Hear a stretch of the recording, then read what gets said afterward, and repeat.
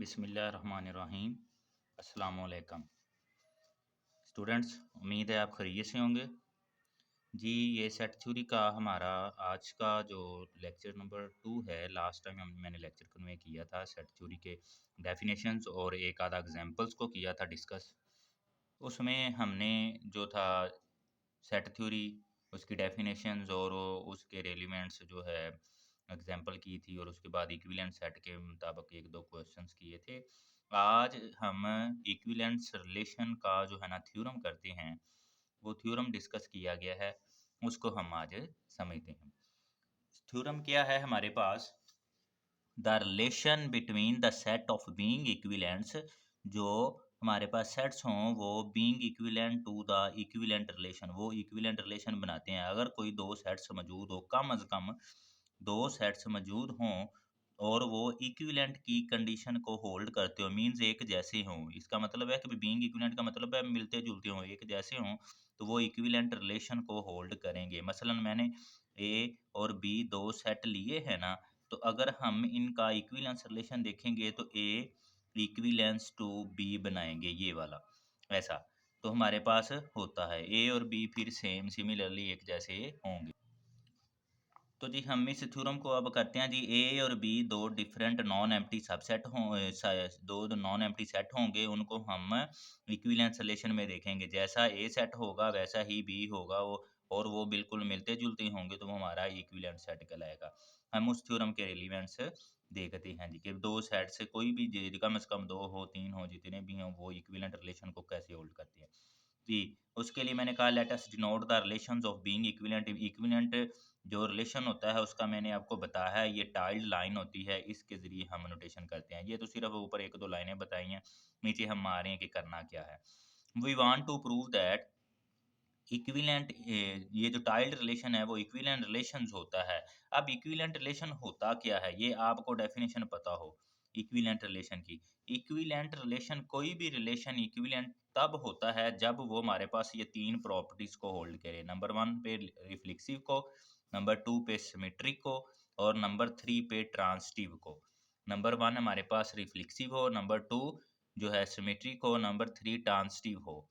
Reflexive, symmetric और transitive, अगर ये तीनों प्रॉपर्टीज होल्ड करती हैं तो वो इक्विवेलेंस रिलेशन होता है। अब सवाल ये पैदा होता है रिफ्लेक्सिव क्या है, सिमेट्रिक क्या है, ट्रांजिटिव क्या है, कि भी ये एक प्रॉपर्टी, ये दो तीनों अगर होल्ड करेंगी तो हमारे पास इक्विवेलेंट रिलेशन होगा जी।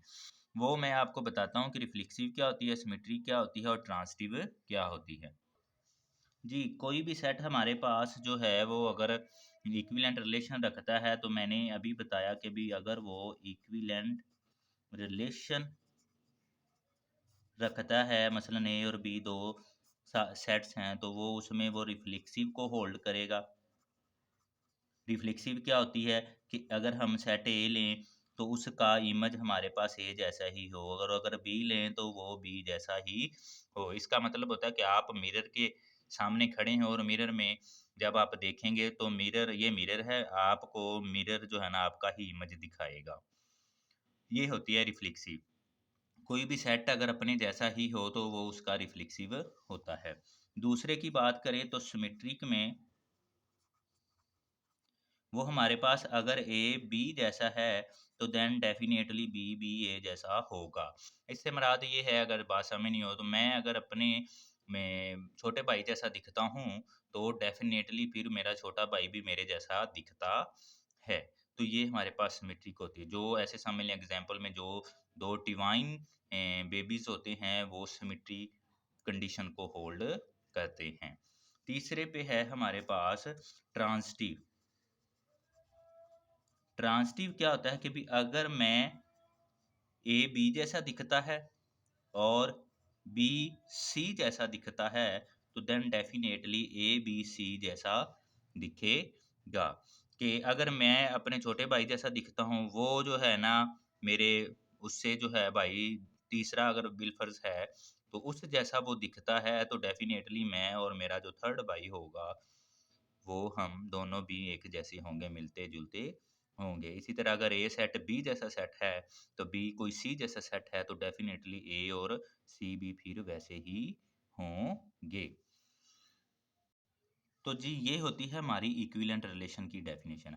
अब हमने इस जो थ्योरम दिया गया है, इस थ्योरम में हमने इक्विवेलेंट रिलेशन ही देखना है कि भी कोई भी सेट लो तो वो आया कि इक्विवेलेंट रिलेशन को होल्ड करते हैं या नहीं करते हैं। तो ये मैंने इसकी आपको पहले इक्विवेलेंट रिलेशन की डेफिनेशन बता दी है। ये आगे बार-बार हम क्वेश्चंस करेंगे उसमें आएगा, तो आपने ये याद रखना है कि इक्विवेलेंट रिलेशन कब होगा, जब वो रिफ्लेक्सिव हो, सिमेट्रिक हो और ट्रांजिटिव हो। अब जी हम थ्योरम की तरफ आते हैं। थ्योरम में वो कहता है कि भी कोई रिफ्लेक्सिव, अब चूंकि हमने रिफ्लेक्सिव की बात की है तो रिफ्लेक्सिव लिया कोई भी सेट ए, वो अपना रिफ्लेक्सिव कब होगा, सिर्फ और सिर्फ आइडेंटिटी मैपिंग पे वो होगा। आइडेंटिटी से हमारा मिरर, अगर मिरर होगा तो फिर ए को अपना ही इमेज नजर आएगा, आइडेंटिटी मैपिंग। अगर मतलब हम ए को आइडेंटिटी के साथ ही मल्टीप्लाई करेंगे तो हमें सिर्फ ए मिलना है, अदरवाइज नहीं मिलना है। तो इसीलिए आइडेंटिटी मैपिंग हम लेंगे। ए का एलिमेंट हमने एक्स लिया, ये कोई ए सेट है, ठीक है जी। ये हमने उसकी रिफ्लेक्सिव देखनी है, ये कोई आइडेंटिटी मैपिंग ड्रा के इधर से जो भी एलिमेंट लिया वो जब इधर आएगा आई के साथ मैप करके आई ऑफ एक्स, तो हमें इधर आई ऑफ एक्स मिल जाएगा। वो भी किस में होगा, ए में ही होगा, ये कह रहा है। तो हमने वो एक फंक्शन डिफाइन कर दिया। तो उसके लिए क्या है कि जी आइडेंटिटी, अब जब भी हम, मैंने पीछे बताया था सेट थ्योरी में हमने रिलेशन बनाना होता है इक्विवेलेंट वाला, तो उसके लिए हमने, मैंने कहा था कि भी हमने दो काम करने, एक वन वन करना है, एक ऑन टू करना है, या आसान सी बात हमने बाइजेक्टिव करना है, तो उसमें दोनों ही होते हैं, वो कर दें तो हमारा जी है वो ऑन टू वो बाइजेक्टिव बन जाएगा, बाइजेक्टिव हो जाएगा तो फिर वो फंक्शन हमारा इक्विवेलेंट की कंडीशन में चला जाता है। अब G I is one one for any X and Y, हमने इसमें कोई दो सेट ले लिए, एक एक्स ले लिया एक वाई ले लिया, तो एक्स का जो है हमारे पास इमेज आई एक्स बन जाएगा, और अगर वाई लेंगे तो फिर वो हमारे पास आई वाई होगा, वो भी उसी ए में ही लाई करेगा, वो भी ए में ही लाई करेगा। तो चूंकि वन वन है तो इसका मतलब है ये जो है इसके बराबर है, दूसरा उसके बराबर है, तो इसलिए वो हमारे पास मैपिंग आई एक्स और आई वाई बराबर है। उनका आंसर ऊपर ये दिया गया है। अगर आई एक्स ऐसे है तो फिर आई वाई भी डेफिनेटली वाई की शक्ल का होगा, तो इसकी एक्स रख दिया, इसका वाई रख दिया हमने। तो I x equal to I Y हुआ, तो इसका एक्स रख दिया, इसका वाई रख दिया, तो हमारे पास जो आइडेंटिटी होगी वो एक्स और वाई सेम हो गई जी। तो ये वन वन फंक्शन बन गया। दूसरा है हमारे पास I is onto, I is onto, जैसे ये मैंने अभी आपको बता दिया है। आई इज ऑन टू में हमने क्या करना होता है, हमने देखना होता है हर इमेज में से उसका प्री इमेज किसके साथ मिल रहा है। तो उसके लिए हमने कहा for any x belong to A there exist I x equal to x. अगर आपने एक्स ए में से लिया है तो इधर हमें उसका इमेज क्या मिला है, आई एक्स मिला है, वो भी ए में लाई कर रहा है, या उसका प्री इमेज अगर हम देखते हैं, यानी कि इधर हमें आई एक्स मिला है, तो वो आई एक्स किसकी वजह से मिला है, ये इस एक्स की वजह से मिला है ना। तो इसलिए हर एक्स के इमेज ने हमें आइडेंटिटी में एक्स आंसर दिया, तो फिर वो वन ऑन टू फंक्शन भी हुआ। हर एक्स ने अपना आई एक्स इमेज दिया, या हर आई एक्स की वजह से आई एक्स इमेज बना है, किसकी वजह से, हर एक्स की वजह से, तो वो हमारा ऑन टू फंक्शन है। तो जो अगर वन वन हो और ऑन टू हो तो हमारे पास ये बाइजेक्टिव फंक्शन हो जाता है। जब ये बाइजेक्टिव हो जाता है तो फिर आइडेंटिटी हमारी जो है वो रिफ्लेक्सिव आइडेंटिटी हमारी ये वाली रिफ्लेक्सिव बन गई। ठीक है जी, एक बात होगी। अब दूसरा हम इसको, और अगर हम सिमिट्री की बात करें तो सिमिट्री कोई भी दो सेट ए बी, वो सिमिट्री अभी मैंने बताया क्या होते हैं कि भी हमारे पास अगर ए बी के इक्विवेलेंट है तो फिर बी भी ए के इक्विवेलेंट होगा। तो हमने मैपिंग डिफाइन की ए से बी तक, फंक्शन एफ कोई मैपिंग डिफाइन की ए से बी तक विच इज़ बाइजेक्टिव। अब हमने इसकी जो है मैपिंग बाइजेक्टिव बनानी है, तो उसके लिए भी डेफिनेटली हमें वन वन और ऑन टू करना पड़ेगा। तो वो है, जब वो बाइजेक्टिव हो जाएगी तो फिर डेफिनेटली बी से ए भी क्या हो जाएगा, सिमेट्री हो जाएगी। अब हम, ये तो उसने कहा हुआ है ये बाइजेक्टिव है, तो अब हम इसको बाइजेक्टिव बनाना चाहते हैं, तो ये पहले मैं आपको एक दिखा देता हूँ फंक्शन। ये हमारे पास ए हुआ, ये हमारे पास बी हुआ, ये हमने कोई एफ लिया। अगर ए से बी की तरफ जाते हैं तो फिर हमारा एफ वाला फंक्शन होगा, f of A equal to b, ये वाला वो बाइजेक्टिव है। ठीक है जी। जी, अब हम बी से ए की तरफ आके देखना चाहते हैं। अगर वो भी हो गया तो फिर बी कॉन्करेंस टू ए, और ए जो है हमारे पास कॉन्करेंस टू बी हो जाएगा, ये सिमेट्रिक हो जाएगा। तो जी उसके लिए हम रिवर्स प्रोसेस में तो फंक्शन इनवर्स में आ जाता है। तो अब बी के हम देखेंगे कि मैपिंग बी से ए की तरफ आ रही है तो वो बी टू ए हो जाएगी। तो उसमें क्या है हमारा, अगर बिलफर्ज जी एक मिसाल है, ए का हमने एलिमेंट ए ले लिया, बी का हमने एलिमेंट बी ले लिया, तो फिर ये एलिमेंट जो होगा वो इस फंक्शन में आएगा जी इनवर्स में, f inverse of b, f inverse of b. तो उसका आगे इमेज कौन सा मिल रहा है हमारे पास, ए मिल रहा है, तो वो ये हमारे पास दिया गया है। अगर उसको सीधा बनाएंगे, अगर इस तरफ से देखेंगे फंक्शन के लिहाज से, तो F of A equal to b बन जाएगा। आप ऐसे लिख लो या ऐसे लिख लो, उसने कई एंड ओनली इफ कंडीशन होगी। तो उसमें हमारे पास अगर इनवर्स, अब चूंकि हमने डिफाइन किया तो इनवर्स इज वन वन पहले बनाएंगे, फिर इनवर्स इज ऑन टू बनाएंगे for any function a to b. हमने यहाँ से कोई दो एलिमेंट्स लिए, जैसे मैंने ये बी डिफाइन किया, कोई आप एक ए भी कह लो, जो मर्जी नाम दे लें, आपकी मर्जी है।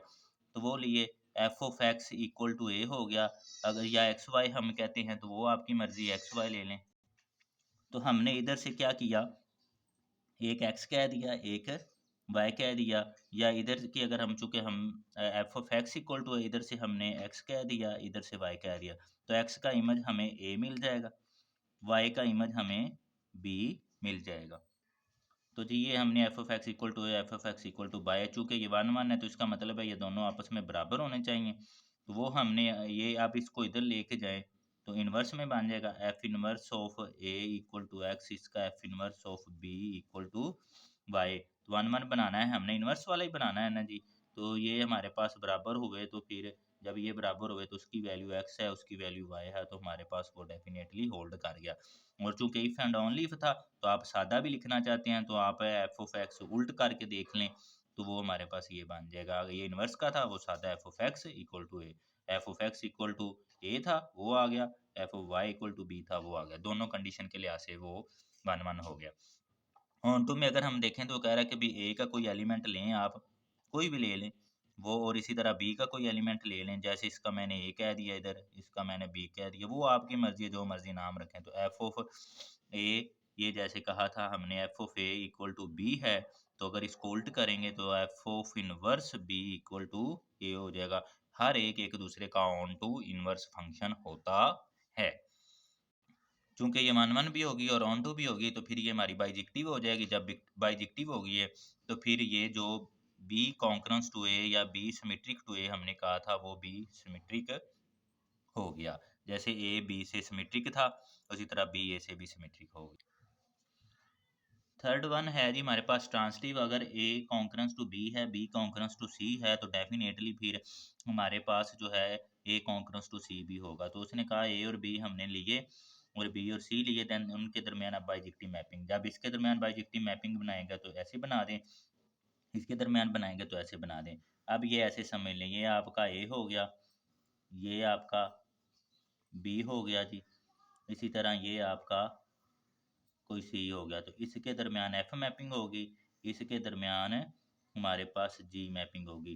तो अब जब हम इसको देखेंगे तो ये इधर से आप जो भी एलिमेंट लेते हो, इधर आके वो आपका इमेज बन जाएगा उस एलिमेंट का।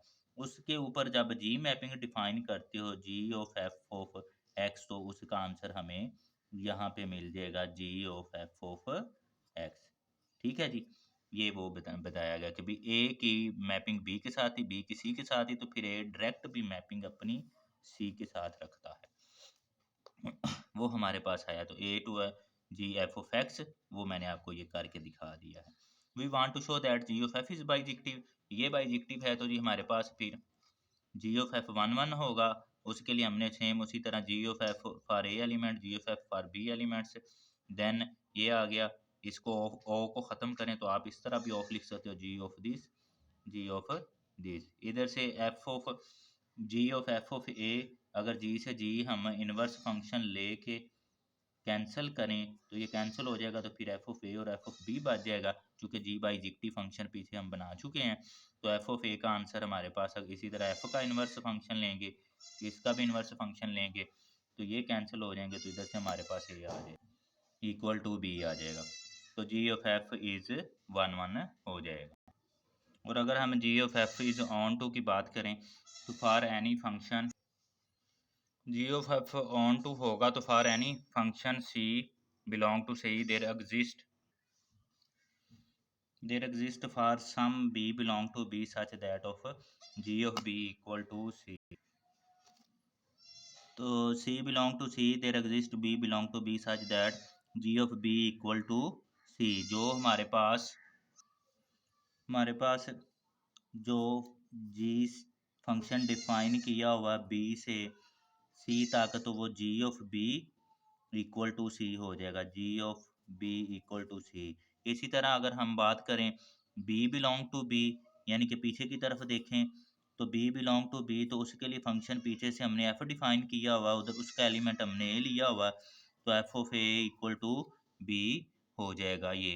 तो सी जो है वो हमारे पास अगर देखो तो सी पीछे अपना बी इमेज की वजह से बन रहा है, और बी आगे प्रीवियस में वो ए की वजह से बन रहा है, तो फिर ए डेफिनेटली सी इमेज भी रखता है। तो इसलिए हमारे पास है एफ ऑफ ए वो जी इमेज में चला गया, यानी कि बी बन गया इसमें, और जी ऑफ बी फिर क्या हो जाएगा, सी बन जाएगा। कि अगर हम इसको इकट्ठा लिखें तो एफ ऑफ ए की वजह से हमारे पास बी आया, और इसके ऊपर जब हमने बी के ऊपर फंक्शन डिफाइन किया तो वो हमारे पास सी आया है जी। तो बेसिकली तो ये देखा जाए जी ऑफ बी ये एफ ऑफ ए की वजह से बना, तो बी का आप आंसर ये वाला रखें, ये वाला एफ ऑफ ए। तो जी बी की जगह पे आप एफ ऑफ ए रखें तो इक्वल टू वो सी बन रहा है। तो G of F of A